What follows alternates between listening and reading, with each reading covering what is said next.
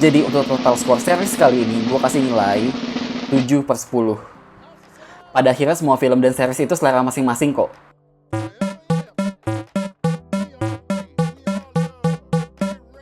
We came very close to losing it all. Thief, a murderer. Oke, jadi ini adalah salah satu series yang dimana seriesnya ini kayaknya lagi diomongin banget gitu ya. Orang-orang kayaknya pada nonton banget. Jadi akhirnya ya udah deh gue coba nonton gitu kan dari yang part 1, part 2.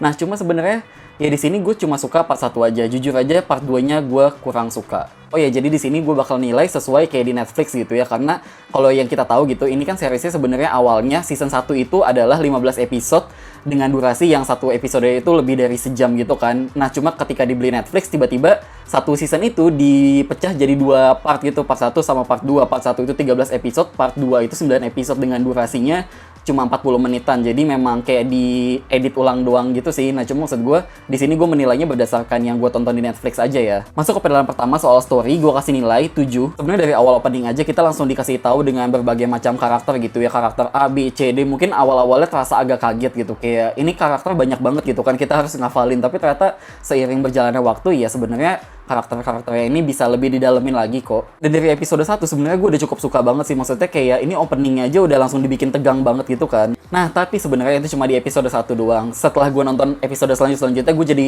kayak mikir gitu loh, kayak ini selesainya kapan ya? Soalnya gue tuh nonton series ini nggak baca sinopsis sama sekali. Gue nggak nonton trailer sedikit pun. Jadi gue bener-bener langsung nonton dan gue kira dengan judul Money Heist gitu ya. Gue kira ya ini kayak mereka merampok berbagai macam tempat gitu loh. Oh, ternyata ini satu season yang which is ini kayak 22 episode ini yang gue tonton cuma di satu tempat doang gitu loh. Kayak maksud gue ini kayak konflik cuma satu, konflik utamanya tentang ngerampok satu tempat. Harus banget gitu dibikin jadi 22 episode. Menurut gue itu kayak sebuah pemborosan episode yang sangat amat bertele-tele. Karena sebenarnya di sini banyak banget adegan-adegan mendramatisir yang bikin kesel juga, terutama karakter Arturo gitu ya, yang dimana dia karakter yang sejuta umat pasti benci banget sama dia gitu. Jadi ya udahlah, emang dia karakter yang dibenci pasti. Dan pokoknya ini tiap kali ini plot ceritanya berubah ke adegan flashback atau pokoknya ke adegan di luar gedung gitu ya, di luar gedung di mana mereka ngerampok, itu pasti adegannya langsung berubah jadi drama. Jadi ya memang ini sebenarnya drama yang dibalut dengan bumbu perampokan. Jadi jangan kebalik. Ya mungkin awalnya gue agak kebalik gitu ya dan salah ekspektasi. Gue mikirnya ini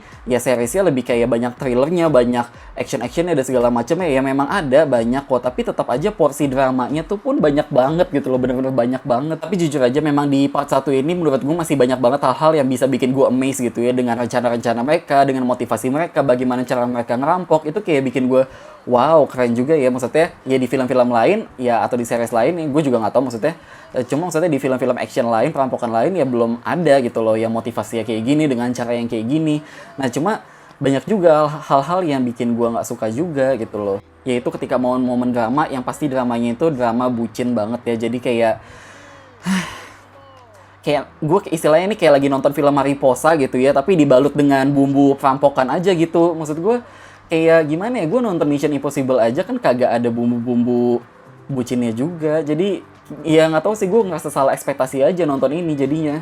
Ya memang sih di sini tuh banyak banget kayak adegan-adegan yang terasa kayak udah di ujung tombak banget yang bikin deg-degan. Emang gue juga deg-degan kok nontonnya. Tapi ya udah, setelah adegan itu next episode-nya ya berubah lagi jadi menye-menye drama-drama, terus ada lagi actionnya, terus drama-drama menye-menye lagi. Ya tapi memang sih ketika ini di episode 12 part 1 gitu ya, itu momen yang seru banget sih, apalagi yang pas pada kabur semua gitu kan, terus mereka coba bertahan untuk nutupin pintunya lagi, itu emang seru banget dan keren banget sebenarnya. Tapi ya udah, memang itu momen klimaks dari part 1 ini sih. Dan mungkin gue mau ngebahas soal hal-hal yang gue rasa gue agak kurang serap gitu ya. Kayak contohnya nih, part 1 episode 7, pas adegan si profesor di tempat pembangkaian mobil, apa sih ya, pokoknya pembuangan mobil, terus dia masuk ke dalam bagasinya itu kan, terus tiba-tiba dia dapat telepon dari si Raquel, terus dia malah ngangkat. Ya maksud gue, kenapa nggak didiamin aja gitu handphonenya, nggak usah diangkat, atau ya dimatiin aja kayak gimana kayak gitu kan, itu agak bego gitu ya. Terus juga part 1 episode 9 di mana itu ada adegan si orang bengkel itu ditarik ke tempat polisinya terus untuk ngegambar sketsa wajah si profesor gitu kan. Tapi pas udah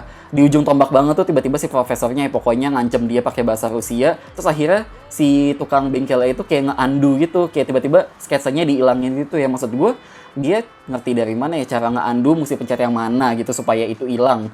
Itu kayak aneh aja sih. Maksudnya ya kalau logikanya dia cuma tukang bengkel mobil gitu ya, nggak ngerti soal alat-alat polisi gitu kan, maksud gue. Terus juga dia kan gambar sketsanya itu kan ditemenin sama satu orang, ya maksud gue satu orang itu kan pasti masih inget dong, ini harus masukin mata yang mana, hidung yang mana, terus ada jenggotnya juga, maksudnya ya tinggal dirangkai ulang lagi aja nggak sih? Dan maksud gue di saat itu juga kan akhirnya si Raquel langsung tahu gitu kan, oh ini ternyata si ini toh. Dan gue juga nggak ngerti ketika ini banyak banget adegan-adegan ketika mereka kan ngerampok cuma 8 orang ya, maksudnya di bawah 10 orang.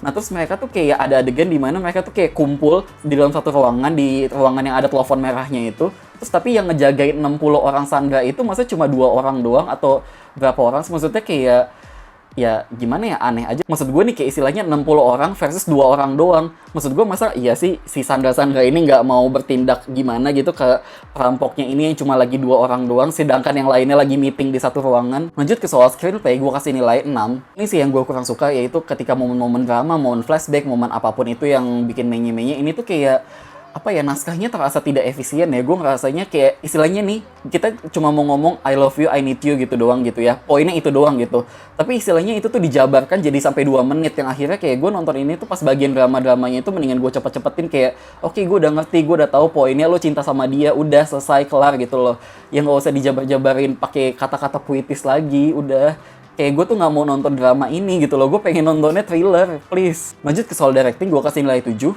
Lanjut ke soal aktor dan aktris, gue kasih nilai 7. Lanjut ke soal sinematografi dan editing, gue kasih nilai 8. Sebenarnya di sini cukup oke banget kok gitu loh untuk soal sinematografinya.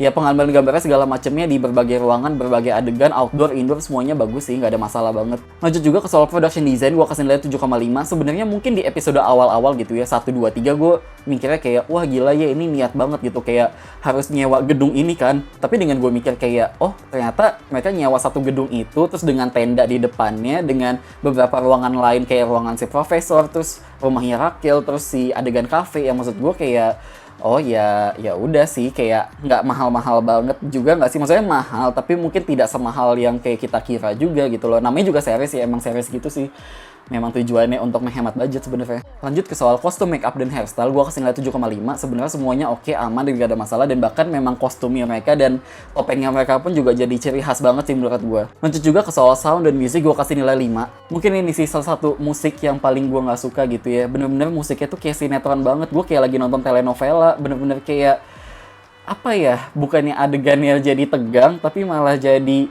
aneh.